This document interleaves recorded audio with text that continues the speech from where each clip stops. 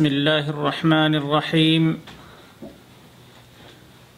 الحمد لله رب العالمين، والصلاة والسلام على أشرف الأنبياء والمرسلين نبينا محمد وعلى آله وصحبه أجمعين ومن تبعهم بإحسان إلى يوم الدين.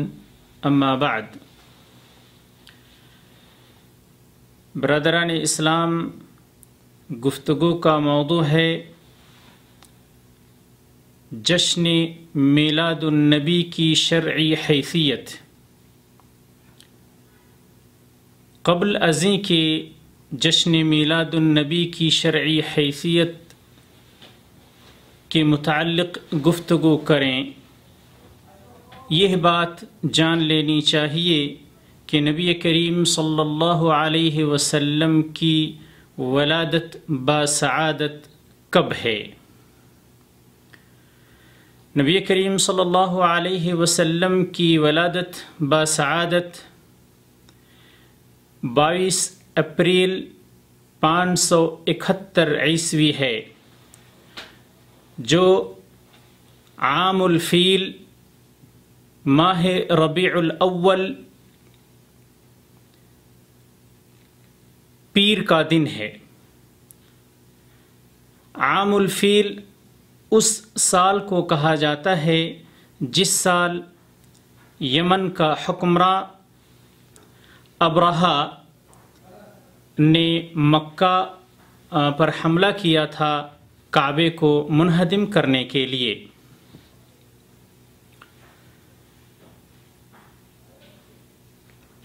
رہی بات کی تاریخ کون سی ہے، ماہ ربیع الاول کی تاریخ یا وہ 12 ہے یا اس کے علاوہ ہے، اس سلسلے میں مؤرخین اور محققین کا اختلاف ہے.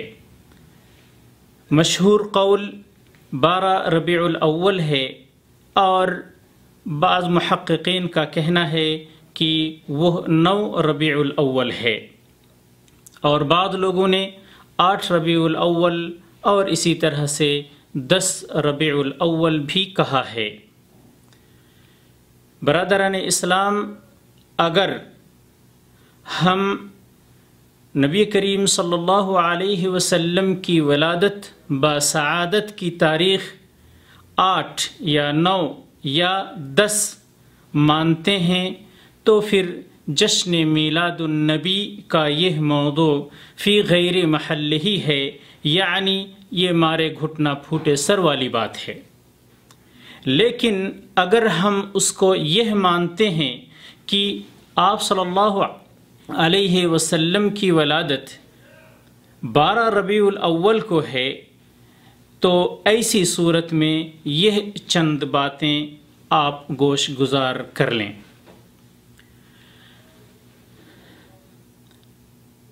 آپ صلی اللہ علیہ وسلم کی جشن میلاد النبی منانے کا شرعی حکم کیا ہے؟ جواب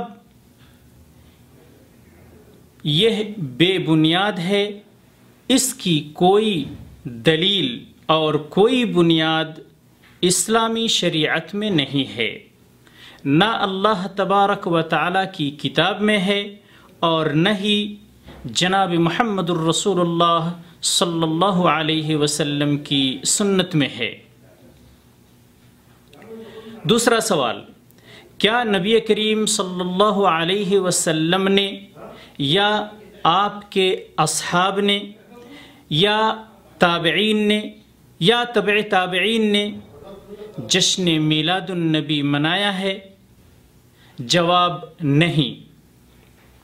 سوال، تو پھر یہ کس نے منایا اور کب اس کی ابتدا ہوئی ہے؟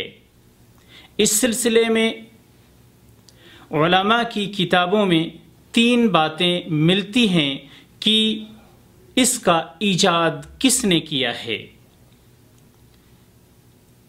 پہلی بات یہ ہے کہ اس کا ایجاد دور فاطمی میں ہوا ہے. عبیدیوں نے، جو شیعہ باطنی ہیں، ان لوگوں نے اس کا ایجاد کیا ہے 4 صدی ہجری میں۔ دوسری رائے کے مطابق اس کا ایجاد مظفر الدین ابو سعید اربلی نے کیا ہے، اور تیسری رائے یہ ہے کہ اس کا ایجاد عمر بن محمد الملا نے کیا ہے۔ اس کے بعد یہ نقطہ ہے کہ جب اس کا ایجاد 400 صدی ہجری کے بعد ہوا ہے، یا کہہ لیجئے دوسری رائے کے مطابق 604 ہجری یا 625 ہجری میں ہوا ہے، تو پھر کیا اس کا منانا شرعاً صحیح ہو سکتا ہے؟ جواب کبھی بھی یہ صحیح نہیں ہو سکتا ہے۔ اس کے لیے چند باتیں آپ یہ سماعت فرمائیں کہ یہ قطعاً صحیح نہیں ہے، اس لیے کہ یہ ایک عبادت ہے، اور عبادت کے لیے قرآن اور سنت سے دلیل کا ہونا اور پایا جانا ضروری ہے۔ جناب محمد الرسول اللہ صلی اللہ علیہ وسلم نے ارشاد فرمایا، من احدث فی امرنا هذا ما لیس منہ فہو رد، متفق علیہ۔ جس نے اس دین میں کسی ایسی چیز کا ایجاد کیا جو اس میں سے نہیں ہے تو وہ مردود ہے، ناقابل قبول ہے۔ دوسری دلیل یہ ہے کہ اگر ہم اس کو مان لیتے ہیں کہ میلاد النبی کا جشن منانا جائز ہے، تو پھر اس سے دین کے مکمل نہ ہونے کا امر لازم آتا ہے کہ دین اسلام مکمل نہیں ہوا ہے، حالانکہ اللہ تبارک و تعالی کا واضح فرمان ہے، اليوم اکملت لکم دینکم واتممت علیکم نعمتی ورضیت لکم الاسلام دینا۔ آج میں نے تمہارے لیے تمہارے دین کو مکمل کر دیا ہے اور تم پر اپنا انعام بھرپور کر دیا ہے، اور اسلام کے اور تمہارے لیے اسلام کے دین ہونے پر رضامند ہو گیا۔ تیسری بات یہ ہے کہ اس سے یہ بات بھی لازم آتی ہے کہ ہمارے پیارے نبی جناب محمد الرسول اللہ صلی اللہ علیہ وسلم نے اپنی رسالت کی امانت کو پوری نہیں کی ہے، جبکہ نبی کریم صلی اللہ علیہ وسلم کا واضح فرمان ہے، انہ لم یکن نبی قبلی الا کان حقا علیہ ان یدل امتہ علی خیر ما یعلمہ لہم وینذرہم شر ما یعلمہ لہم، کہ مجھ سے پہلے جو بھی نبی آئے، ہر نبی کی یہ ذمہ داری تھی کہ وہ اپنی امت کو ہر وہ بھلائی جو وہ جانتے ہیں پہنچا دے اور اس کی طرف گائیڈ کریں، اور ہر اس برائی سے ان کو روکیں، ان کو ڈرائیں جو ان کے بارے میں وہ جانتے ہیں۔ یہ مسلم کی روایت ہے۔ برادران اسلام، اسی طرح سے یہ بات کہ آپ صلی اللہ علیہ وسلم کی ولادت جس مہینے میں ہوئی ہے، جس دن ہوئی ہے، اسی دن اور اسی مہینے میں 12 ربیع الاول کو آپ صلی اللہ علیہ وسلم کی وفات ہے۔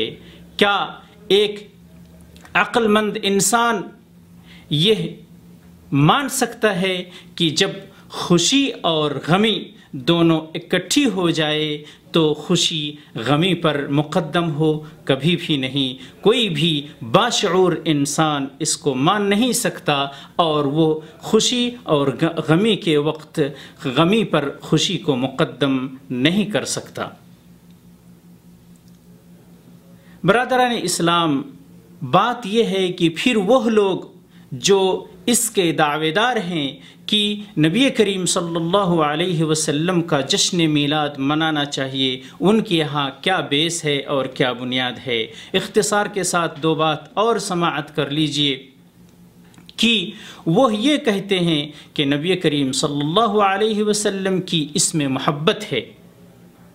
ہم یہ کہتے ہیں کہ محبت اتباع میں ہوتی ہے، ابتداء میں نہیں ہوتی ہے. جیسا کہ اللہ تبارک و تعالی نے فرمایا قل ان کنتم تحبون اللہ فاتبعونی یحببکم اللہ. اے نبی آپ فرما دیجئے کہ اگر تم اللہ سے محبت کرتے ہو تو میری اتباع کرو، اللہ تم سے محبت کرے گا. اسی طرح سے وہ لوگ یہ کہتے ہیں کہ یہ بدعت حسنہ ہے، یہ اچھی بدعت ہے. ہم کہتے ہیں کہ دین اسلام میں کبھی بھی کوئی اچھی بدعت ہے ہی نہیں، کوئی بدعت حسنہ نہیں ہے. جناب محمد الرسول اللہ صلی اللہ علیہ وسلم نے ارشاد فرمایا ایاکم ومحدثات الامور فإن کل محدثۃ بدعہ. ہوشیار تم لوگ نئی چیز ایجاد کرنے سے بچو، اس لیے کہ ہر نئی چیز بدعت ہے. برادران اسلام، بعض لوگ یہ بھی کہتے ہیں کہ اگر یہ بات غلط ہے تو پھر پوری دنیا کے لوگ یا اکثر مسلمان اس کو کیوں کرتے ہیں، کیوں جشن مناتے ہیں، کیوں محفل میلاد قائم کرتے ہیں. ہم کہتے ہیں کہ اکثریت حق کی دلیل نہیں ہے. اللہ تبارک و تعالی نے ارشاد فرمایا وَإِن تُطِعْ أَكْثَرَ مَنْ فِي الْأَرْضِ يُضِلُّوكَ عَنْ سَبِيلِ اللَّهِ. اے نبی، اگر آپ اکثر لوگوں کی اتباع کریں، اگر آپ ان کی بات مان لیں تو وہ آپ کو اللہ کے راستے سے گمراہ کر دیں گے، بے راہ کر دیں گے، آپ کو بھٹکا دیں گے. اخیر میں ہم اللہ تبارک و تعالی سے دعا گو ہیں کہ اللہ تعالی ہمیں اور ان کو ہدایت نصیب فرمائے اور صحیح سمجھنے کی توفیق بخشے. واللہ اعلم وصلی اللہ علی نبینا محمد.